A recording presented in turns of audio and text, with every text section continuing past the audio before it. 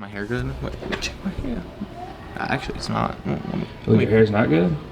Let me see. I look good? In reverse? Yeah. You wouldn't lie to me, right? I'm recording. That's cool.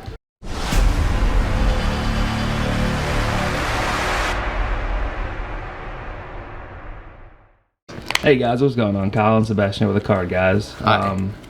We just got finished with ProQuest. Yeah. And a lot of people have actually been really interested in what your take on Chane is. It seems that that it has a very good matchup, or not a very good matchup, but it has one of the better matchups versus the Starvo deck. Exactly. And you ended up getting top 8 with it at the first ProQuest. And we've had a few people, hit us up asking for your list and like your insight. And before we get into the list, let the people know what our plans are with this and the video and going forward. Yeah, so in this video, I'm going to show you the 80 cards and everything, and just go over it.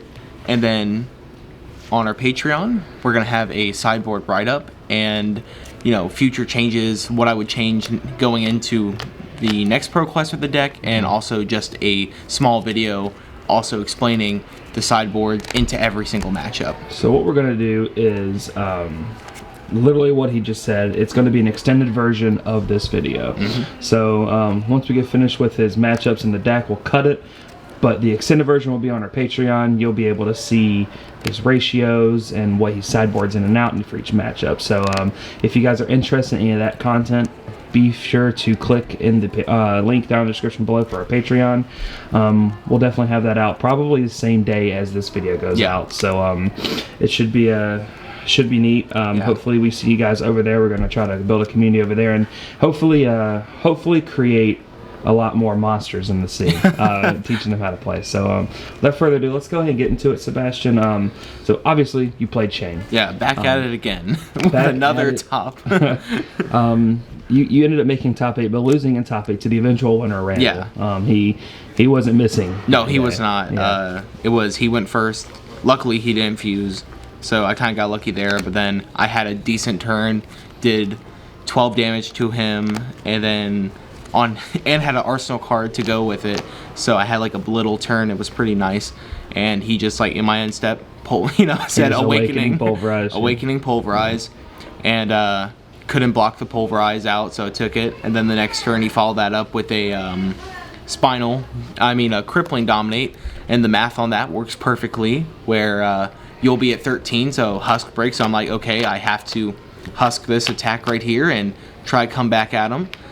And then he came in with hammer. That's the real kicker. That's the kicker. Yeah. That's the real kicker, the hammer afterwards. And then the next turn he did Spinal Dominate that I just could not block out. I think I drew like an Eclipse and an Art of War, so it was just unfortunate. Just my equipment couldn't do it, so I just had to take it. And then from that he just did a random Dominate attack. Yeah. So what were your matchups in Swiss? I know you ended up going 4-2. A couple of really close matches actually were your losses. Yeah, if I'm not mistaken. So let us know about those. Round 1 was against Axis Story, close match. I lost that. I did a misplay. But Warrior does Warrior things, and I just wasn't expecting an aggro Axis Story list before. They could only try to fatigue you, but now they kind of have another route that they can go with Blade Runner and stuff. So it was really cool to see the new Everfest cards in play. Then the next round was Prism, standard, tried fatigue me, and was playing auras when he could. Beat that, and then had a Starvo match. You and I played beside each other that round. Yeah, we did. That was the usual Starvo game.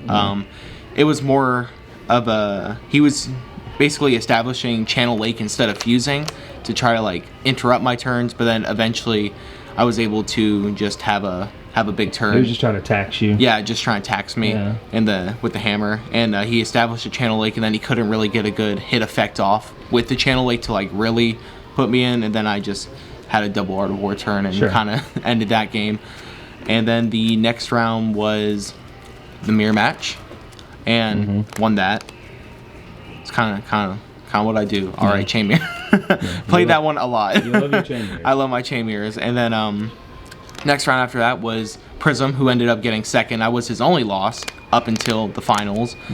And then in the last round, I believe it was Viserai. Played Alex King on Viserai. Yeah. And well, that one really close. Yeah. It wasn't. It actually wasn't.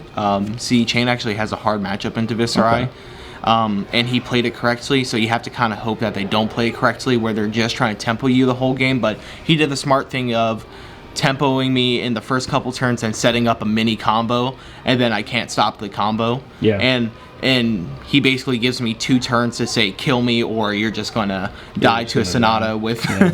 And then he opted for 6 and hit 3 and 3, so I was super dead that game. It'd be like that sometimes. And then lost in top 8. Yeah.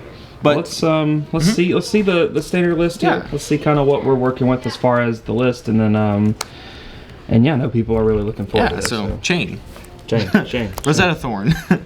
best weapon. Only play this. Then you have Skullcap, Grasp, Carrion Husk, Creepers. Like, this is your standard. You're going to bring this into almost every matchup. And we have a couple sideboard equipment that we'll get into with the sideboard. And then we're going to get into the standard Blood Debt package. Going from the best to the worst, you have Ghostly, 1 for 4, like, amazing. You have Bounding, red and blue. Red and yellow, amazing. Not the blue, just the red and yellow. Yeah, I'm not playing the blue. I know there's like interactions with the blue and people really love the blue, but to me, it just seems like you're gonna take life from it. But I get, if you want a very good blood debt ratio, then play the blue. But for me, I'd rather sacrifice a little bit of the blood debt ratio than milling a card that I'm not really going to want to play out. Yeah, exactly. Understand. Then Howled Rites and Riftbind, and then the One Soul Reaping. Okay. Kind of just like, if you draw this, it's kind of like Art of War. It's one of those big cards that if you draw it and it works, it really works. And right now against Prism, this Get and Go again, and this being able to block 6 is really nice. Okay. And then the new card, Swarming. I like this card a lot, and I'm actually going to up this card. And at first I didn't, so at first I was against this card, and then I was really against this card, and then last night I was like playing it, and I was like, okay, I have to take out another card, then this card becomes very, very good. And the consistency it brings along with I think the best card in the deck, Belittle. Yeah. This card turns on so much, and honestly this weekend this card was the MVP for me.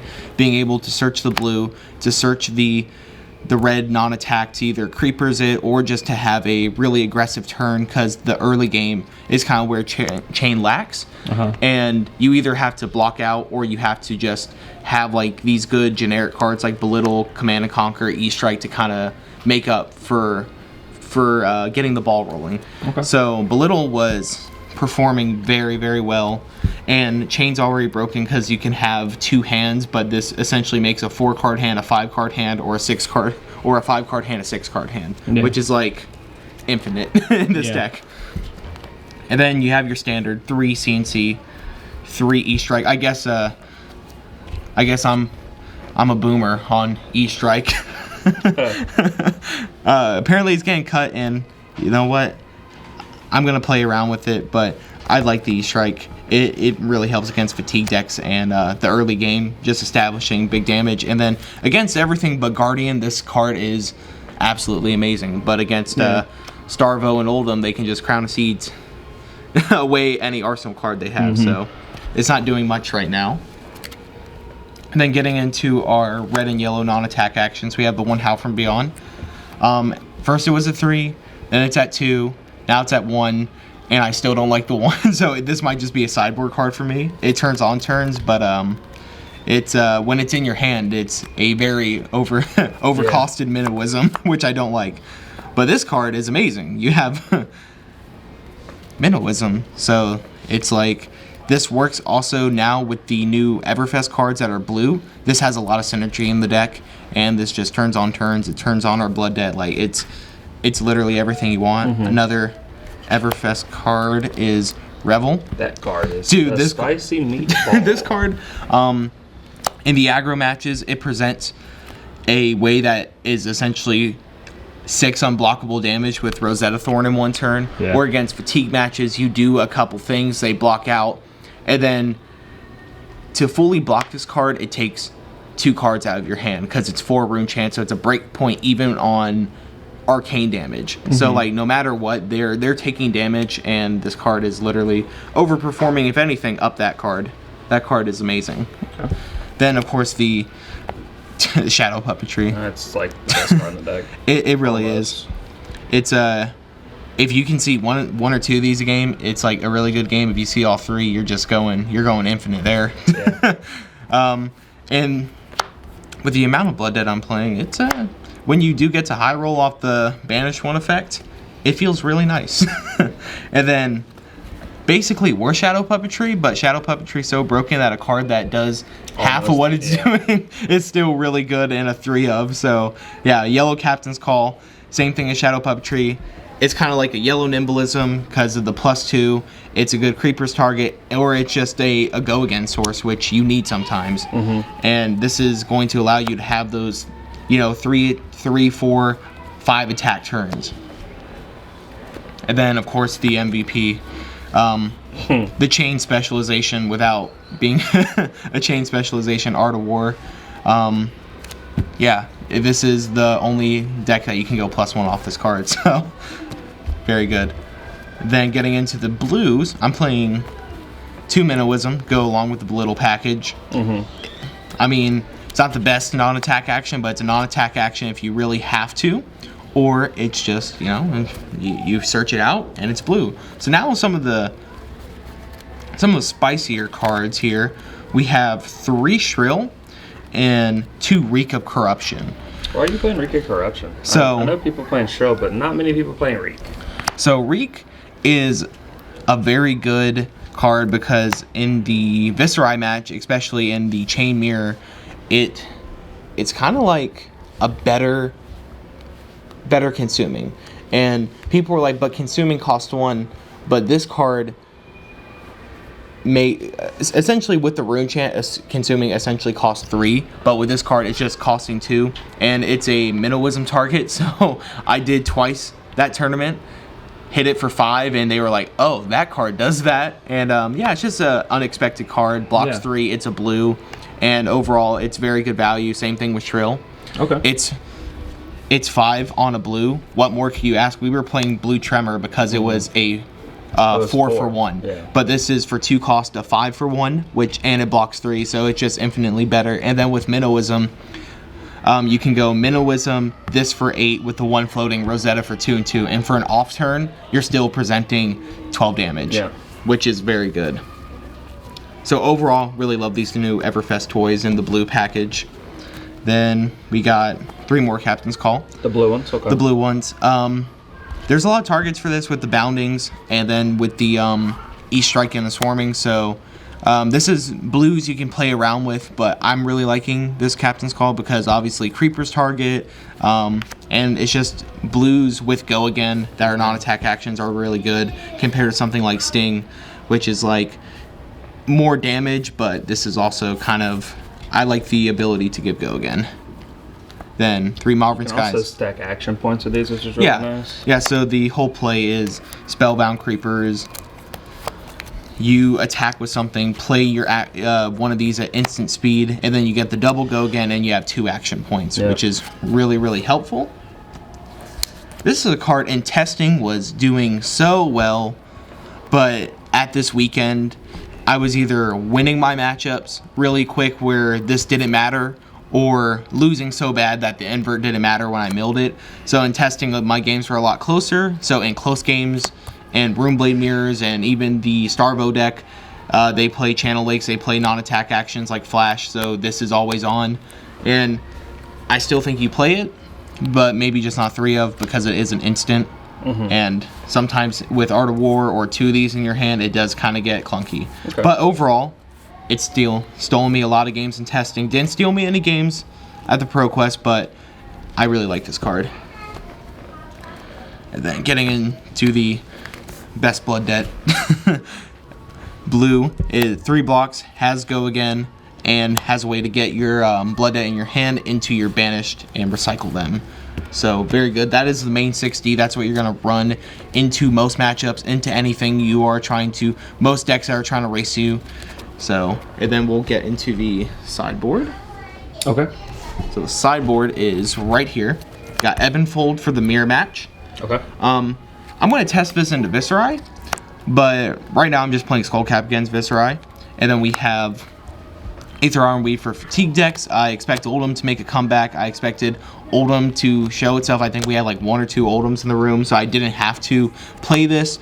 But yeah, against Oldhim, this is very good. It used to be very good against Prism too, because they always had to try to fatigue you because they couldn't put out as much damage as you. But with the new Everfest cards, I feel like you have to be safe and leave Huskin against certain matchups, because they can race you now. They can early game race you, and then to go along with the whole Prism package, and we got Time Snap, Reclamations is also a very good fatigue card against Oldhim and stuff.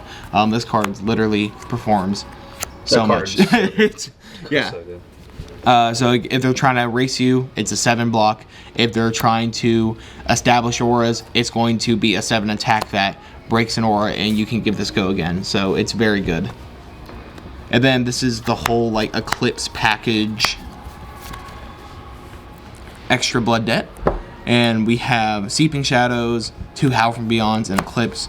So this like is just your fatigue plan, kind of. Yeah, just the Blood Debt that you add with the fatigue plan. And then to go along, the 2 final cards for this fatigue plan are the 2 and 2 Split of Flocks. Flocks, okay. Yep. So you decided to actually sideboard those. Okay. Yep. Awesome. I know the list is a little bit different with the ratios and everything, and keeping Flocks out of the main, but I'm liking it a lot. There's a couple things I would change after this weekend that we'll get into. Well, we'll definitely get into that here in a moment. So, Yeah. Unfortunately, we've paid Wallajuice for the rest of it. I'm sorry, but leave a like if you enjoyed Yes. it. We're gonna have some matches more than likely go up soon with you and some other people on the team, so you guys can see how this deck works more than likely. But until next time, guys, this has been Sebastian and Kyle with TheCardGuyz, and we'll see you guys later.